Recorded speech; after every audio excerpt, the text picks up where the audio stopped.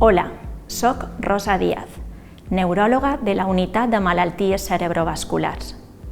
Està rebent aquest vídeo perquè vostè o el seu familiar ha estat diagnosticat d'un ictus. Volem que sàpiga que totes les persones que formem part d'aquesta unitat l'acompanyarem al llarg de tot aquest procés. En aquest vídeo li explicarem què és un ictus, quin és el seu tractament i què passarà durant el seu ingrés.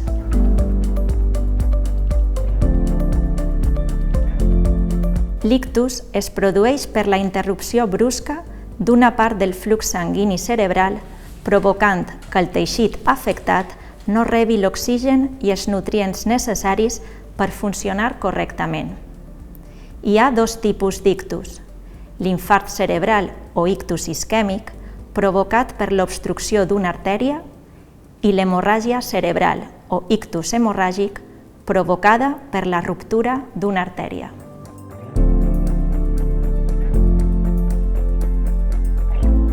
Els símptomes de l'ictus apareixen bruscament. Els més habituals són pèrdua de força o sensibilitat d'una part del cos, dificultat per parlar, pèrdua de visió, vertigen o mal de cap molt intens i diferent de l'habitual.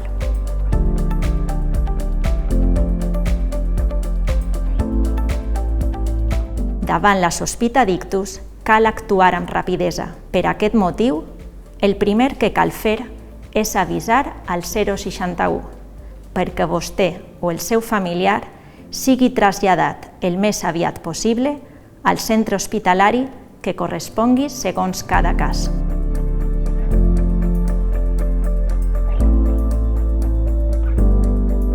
Si heu patit un infart cerebral, el neuròleg decidirà si necessita un tractament per tal de restablir el flux cerebral.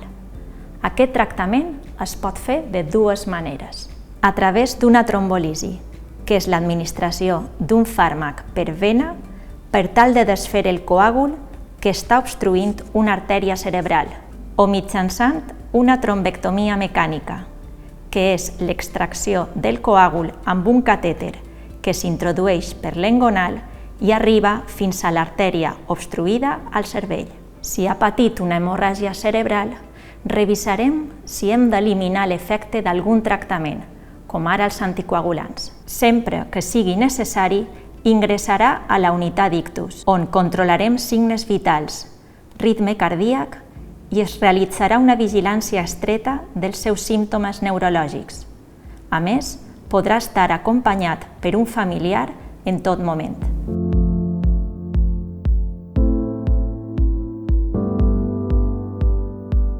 Hola, soc Sílvia Tur, neuròloga de la Unitat de Malalties Cerebrovasculars.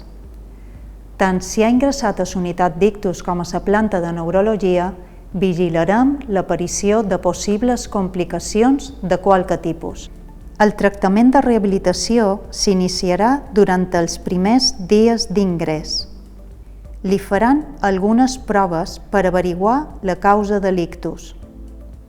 D'aquesta manera, podrem oferir-li el tractament més adequat, que li explicarem en detall quan finalitzi l'ingrés. També li explicarem hàbits de vida saludable.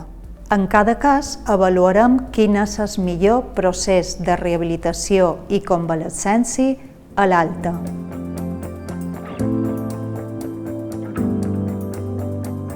Després de l'alta, serà citat a les consultes externes de neurologia, generalment en els 3 mesos, per avaluar l'evolució de les possibles seqüeles i finalitzar l'estudi de la causa de l'ictus si és necessari. En cas de dubte, consulti amb nosaltres a través de la secretaria. Li informem que existeixen associacions de pacients amb dany cerebral adquirit, com REACER.